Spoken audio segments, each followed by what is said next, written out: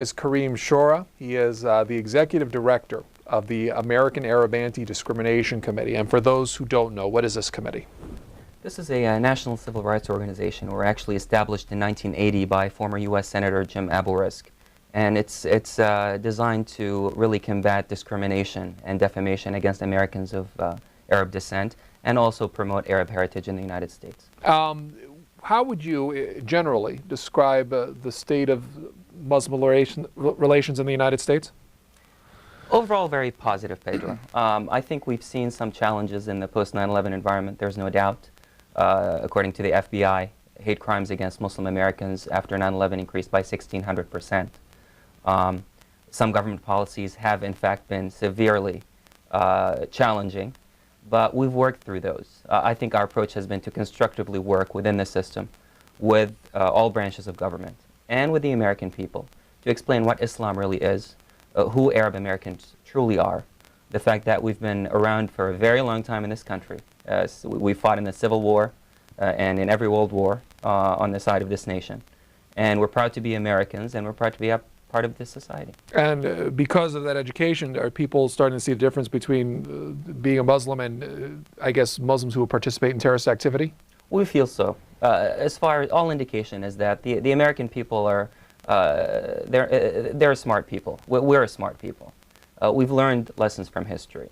Our nation's history is famous for surviving these challenges. We know what happened to our friends in the Japanese-American community after World War II, for example. We've learned those lessons. Some lessons we're still learning. Our friends in the African-American community continue to face very serious challenges.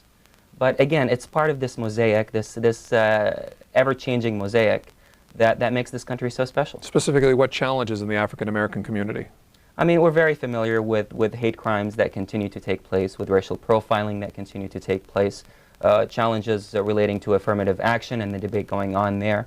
Our friends in the Latino community and the focus on comprehensive immigration reform that affects all Americans is an issue. So again, we have a very dynamic system, and part of that system is for us as Arab and Muslim Americans to engage other minorities and to engage the mainstream public to work with everybody to improve this nation. One of the reasons that we invited you on this program is because there's something going on next week known as Islamo-Facism Awareness Week. What is that? Well, we learned of this campaign online. Some of our members alerted us to it in early September. There's a fringe group, it appears to be a hate group, we're not too familiar with them. And the group is? I'm really not sure. It's spearheaded by a gentleman named David Horowitz that alleged that they were holding this Islamo-Fascism Week on the campuses of approximately 150 universities. So what we did, we contacted those institutions, alerting them to the fact that their name was being used and wondering what exactly is taking place because, number one, we're not against free speech. We're all for free speech. Mr. Horowitz has an absolute right to express his points of view. But there's a fine line, and we know where that fine line is. When you start engaging in hate speech and labeling groups based on religion or ethnicity or gender or sexual orientation, then you cross that line. And our fear is that those events might have crossed that line. For the events that are taking place on campus specifically, what's being held, what's being sponsored by this group? Correct. I mean, it appears to include just blanket rhetoric that's Islamophobic in nature. And then we looked at the list of speakers who were in fact engaged in this campaign and look at their history. Such as? Ann Coulter is one of them. Last week, Ann Coulter made some very anti-Semitic remarks which we objected to publicly, saying that Jews need to be perfected. Then former Senator Rick Santorum of Pennsylvania, who at one time, if you remember, compared homosexuals to engaging in incest. So that's the type of campaign this appears to be. It's a hate campaign. It's important to note, though, after we contacted those institutions, most of those institutions indicated that no such event is taking place on campus, and many contacted the sponsors and told them, do not use my institution's name in your campaign, including some very renowned universities such as Yale and Princeton. I have letters here from Cornell, and evangelical schools. We were contacted by the president of Liberty University. Now, you can't make any allegations that Liberty University is somehow pro-Islamist or whatever rhetoric he chooses to engage in. And he made it very clear that Liberty University does not condone this type of speech, and he asked that his university's name be removed from that list. Was there a point to the whole purpose of the week of presentations? What's the underlying point? It appears to want to label Islam or compare Islam with fascism. And it just doesn't make any sense, to label a religion of 2.5 billion people around the world with fascism. It just doesn't relate academically, intellectually. It does not make sense. Now, if again, people have a right to say what they think and to give those presentations, but there's a very fine line, and that's not the kind of conversation we hope to engage in this country. We want to engage in a conversation where we exchange ideas, where we don't have to agree with one another. Of course not. That's what makes this country so special.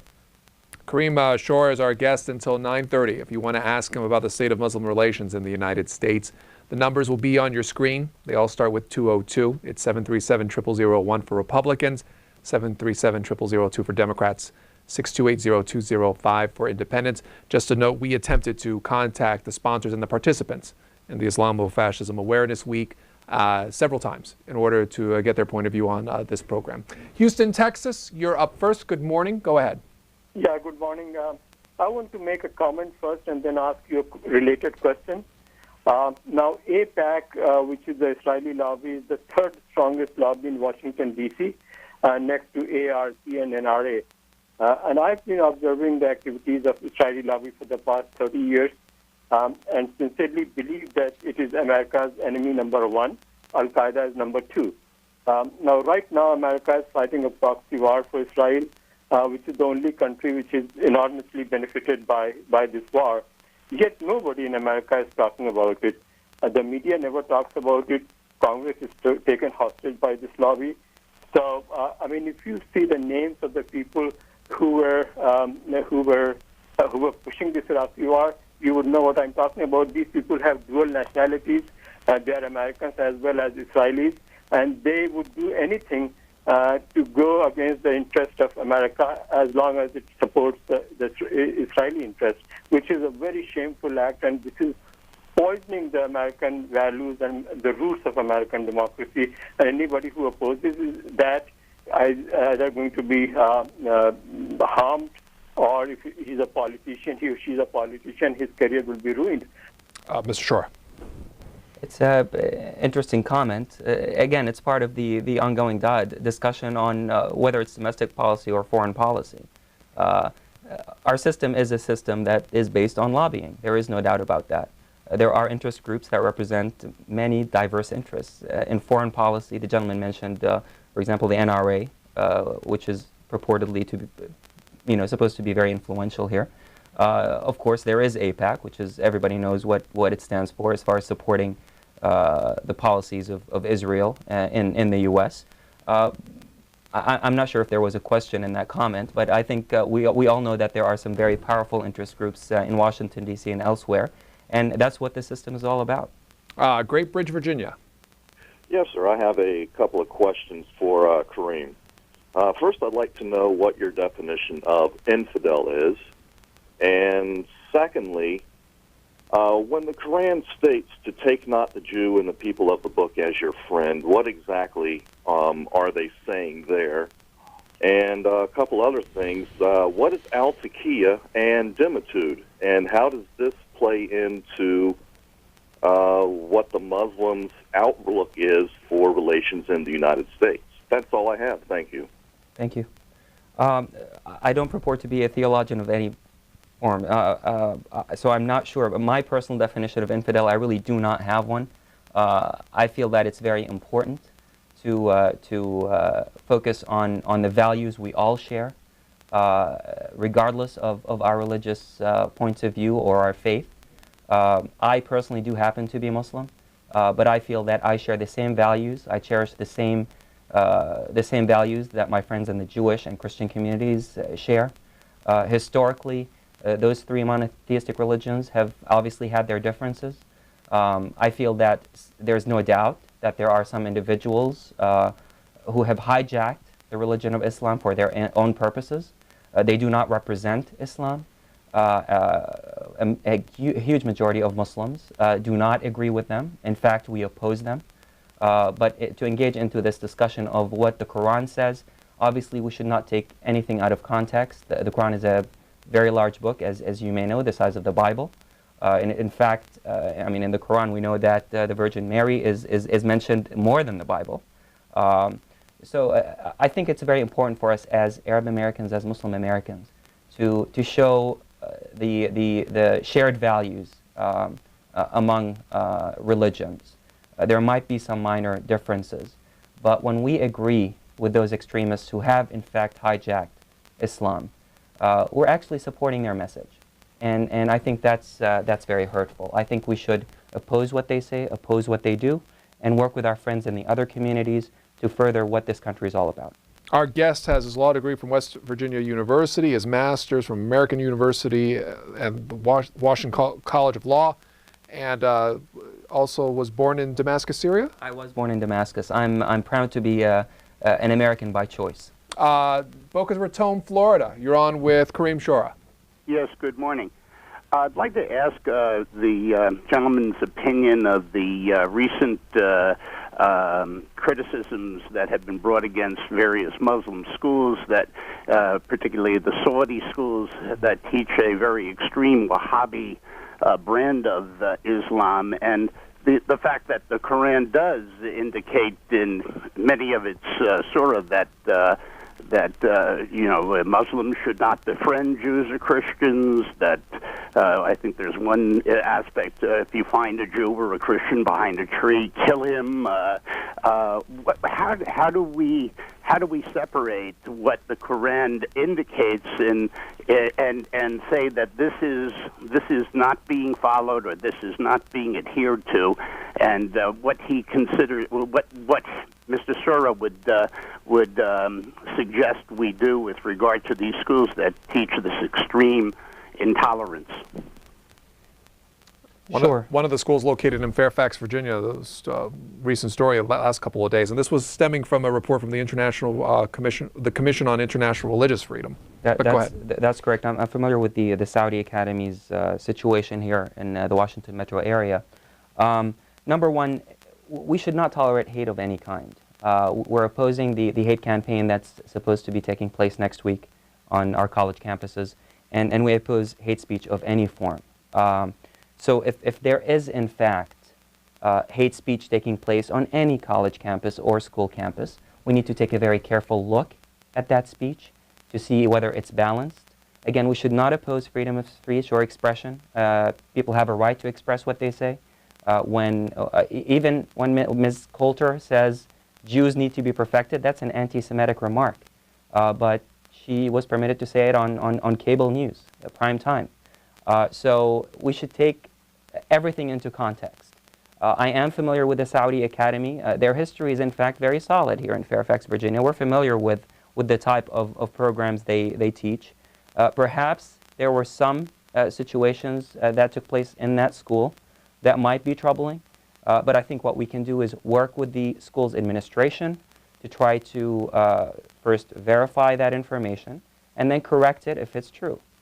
So obviously we have a responsibility as Americans. We have a responsibility as Muslim Americans to make sure that any form of hate is not tolerated. Going back to going to the second question, the gentleman mentions again taking different excerpts from the Quran. I don't think we can engage in that form of unless we're experts in theology. I don't think we can engage in selecting specific surah, specific verses from a holy book, anybody's holy book, and taking it out of context.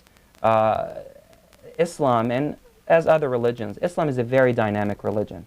It's in fact designed to change over time and to adapt to different situations. A majority of the world's Muslims feel that way, believe that way. Those who have hijacked Islam, and we know who they are, feel otherwise. They tend to carry on with specific interpretations of specific verses and claim this is what the Quran says. We do not agree with them. We do not share their points of view. We feel Islam is a dynamic religion that's been evolving for over 1,400 years, and it will continue to evolve. The basic principles of Islam, if you look at what it says, are very clear, and they read very similar to what Judaism says and to what Christianity says. Sarasota, Florida. Good morning. Good morning, and welcome to Mr. Shora. I have one question, and I highly respect your organization, and I think most reasonable people around the world would agree that most Muslims and Islams are really wonderful people, and they're people just like us. The question that I have is, why aren't organizations like yours and others throughout the world being more firm and more public about to condemn the extremists? Because I think it would help quite a bit. I've heard that comment repeatedly for the past at least 6 years, since 9/11. Why aren't you Muslims condemning these extremists? I'm here on C-SPAN representing the largest Arab American organization in the United States, telling you 100% we condemn these extremists. We condemn all acts of terrorism, regardless who the sponsors or supporters may be. So I'm not sure how clear you can get. You're talking to a civil rights organization. Our mission statement is extremely clear. It has been very clear since 1980. We've been very consistent in what we do. So as a nonprofit organization designed to protect the civil rights of individuals, I don't think we can sit down and spare all of our time simply condemning over and over. We've condemned it. We're against it. We're part of the United States of America. We stand for what this country stands for, and we're going to defend what this country stands for against anyone, foreign or domestic. So I'm not sure how clear I can get, but our stand on this issue is beyond clear. ADC.org is the website for the American Arab Anti-Discrimination Committee. And if you wanted to find out more about their organization and their work, you can go to our C-SPAN site too. We've hyperlinked the site. You may have seen this in the paper. Tonight on the Fox News Network, they will air a documentary that's been done by Frank Gaffney, Islam versus Islamists. And this takes a look at it. This was supposed to air on PBS. For those who don't know, if you're familiar with it, describe the documentary and I guess how your cause responds to it. I'm not familiar with the documentary, so I'm not going to engage in commenting on it. I am familiar with the work of Frank Gaffney. I encourage individuals to look at his background and some of the remarks he has made, and I'll let his own record stand for itself. I think it's very clear where he sits on this issue. Just for clarification, according to the article, it says it explores the struggles of moderate American Muslims at the hands of their radical brethren. It was originally produced for the Public Broadcasting Service with $675,000 in taxpayer funds, and it was shelved by PBS in April for what filmmakers called an ideological vendetta. Anything else you want to add? I think it speaks for itself. Apparently, PBS chose not to air this film, and Fox News took it on. Boston, Massachusetts. Hi, good morning. Morning. I want to ask a question. You made a comment about Ann Coulter earlier today, and I'm just wondering why your organization and the others don't challenge and put more pressure on the media outlets that continue to give her a platform to spread hate, and also which basically simply helps Ann Coulter sell book. There is free speech, but your groups also have the right to withdraw financial support from sponsors who finance the media, who continue to give her a platform to spread hate. It's a very valid question. This is something that we obviously discussed very thoroughly with our friends in other communities, not just within the Arab and Muslim American communities. In Ann Coulter's case, she made some anti-Semitic remarks that were condemned across the board, including our friends in the Jewish American community. As far as pressure on the media, we don't feel that's a constructive approach. The media is a forum where you have free exchange of ideas. Hate speech does take place within the media, and we know that. Our job is to make sure that we combat hate speech with more constructive, positive speech. We feel, again, the general public, especially in this country, is very sophisticated. They can tell the difference between a negative message designed to drive a wedge within society and a positive message designed to unite individuals together, regardless of background, regardless of faith or ethnicity. And we feel that's the best approach to address anyone that's engaging in this form of hate speech. What kind of efforts does your organization make to get that message out? Appearances such as this, we engage. You mentioned Fox News. We're repeatedly on Fox News sending the same message. We know that the audience that usually watches programs on Fox News might be different ideologically than those that watch PBS or C-SPAN or others. We feel that it's our job to speak out loudly, and say, this is who we are. We're not going to let others define us. We're going to define ourselves as Americans first, as Muslims, and as Arabs.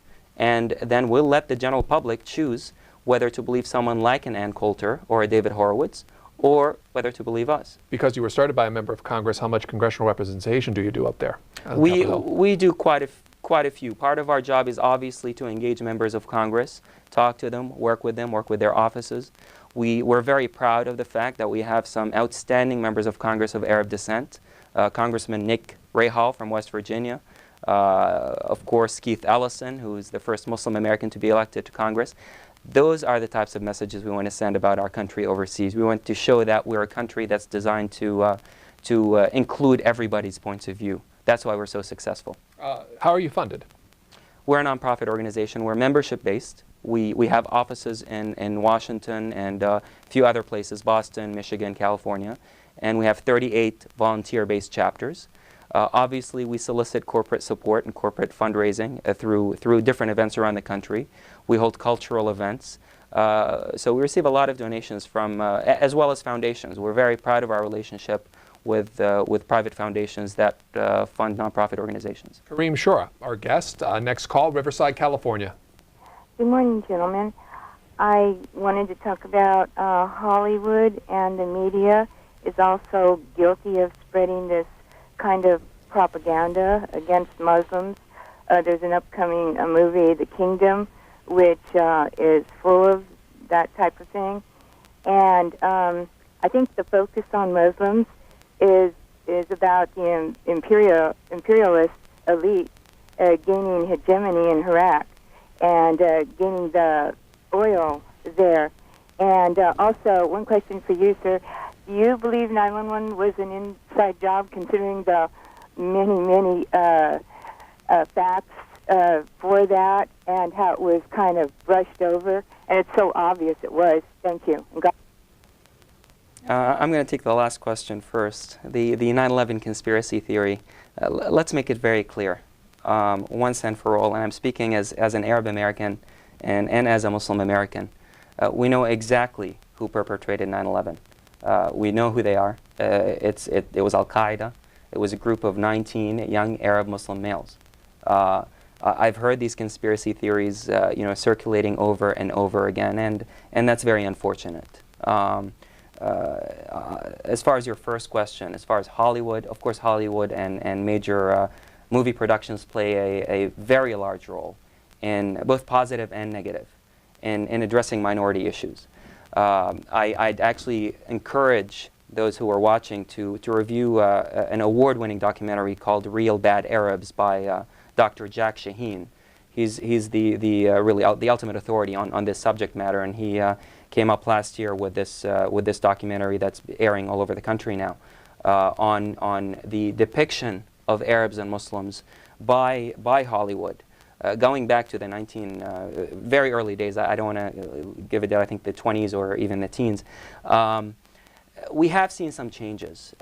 In recent years, my organization has engaged major studios constructively in the pre-production stage in trying to work with them to improve or at least more accurately represent this issue. I know we worked with several studios on recent productions, including, if you remember, a couple of years back, Syriana, Kingdom of Heaven. So there have been some positive representation. Of course, Hollywood is designed to make money. It's supposed to sensationalize. So we understand that, we respect that. It's part of artistic creativity.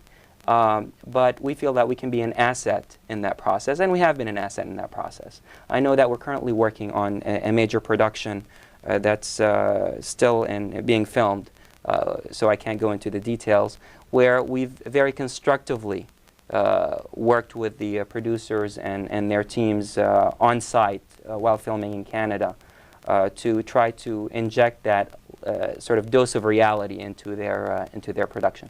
2 more calls for our guest, Hollywood, Florida. Yes, hello. Thank you for taking my phone call. Basically, I've heard a lot of the callers calling and saying that, they've been nitpicking different verses from the Quran and using it for their own benefit by trying to portray Quran as a violent religion. And by no means I'm not here to say that it doesn't have its own qualities of violence in it. But as you read in the Bible, there's many incidences where you find constant violent rhetoric being spoken. Like, for instance, in Joshua 6:17, it states, "Now the city shall be doomed by the Lord to destruction, and all who are in it, and all men and women and their cattle shall be killed by the Israelites." And this is when Israel is going to conquer Canaan, which later on became Israel to them.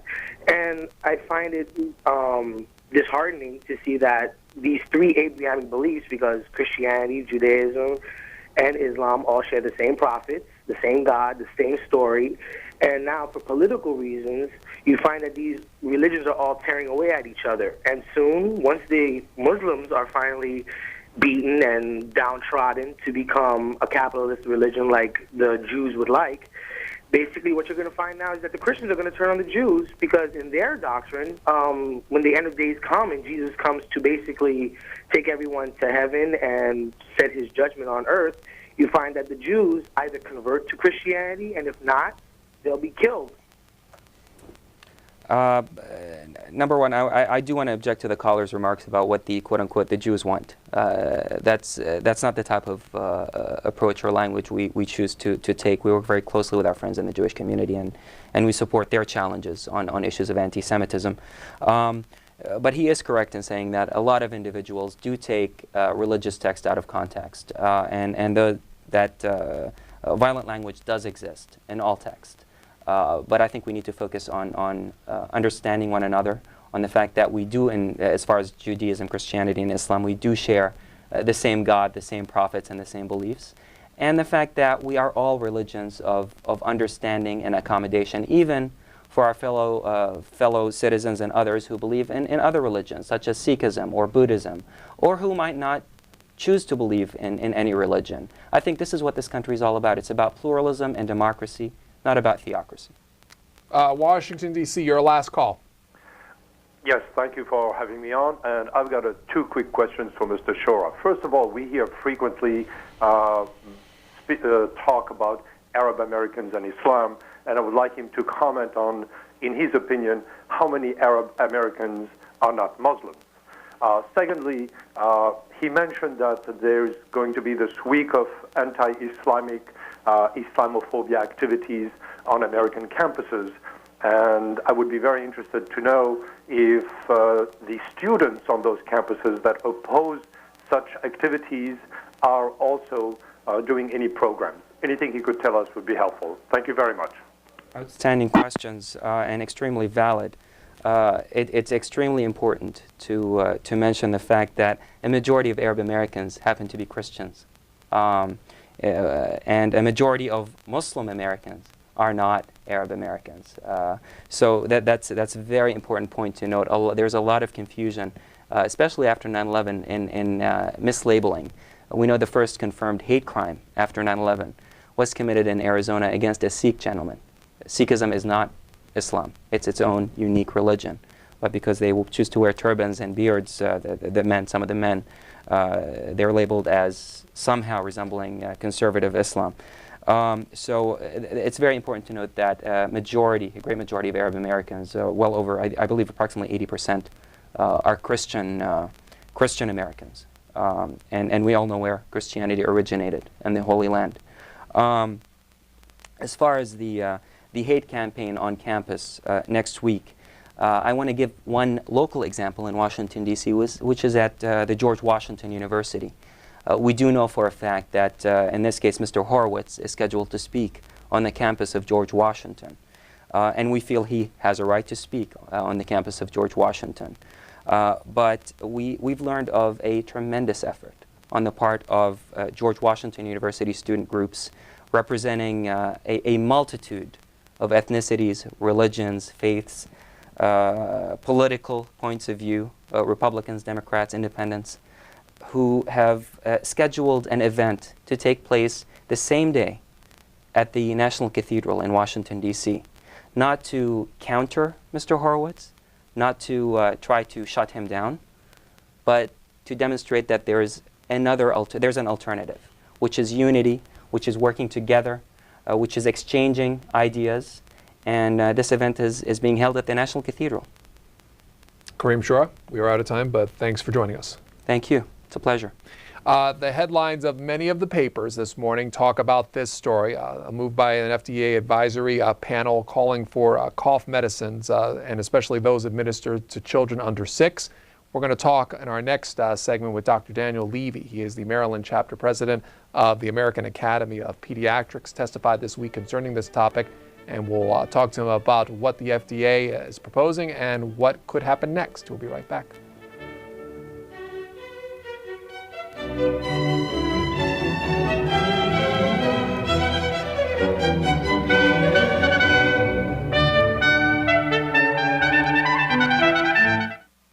Here's where you'll find some of the presidential candidates this weekend.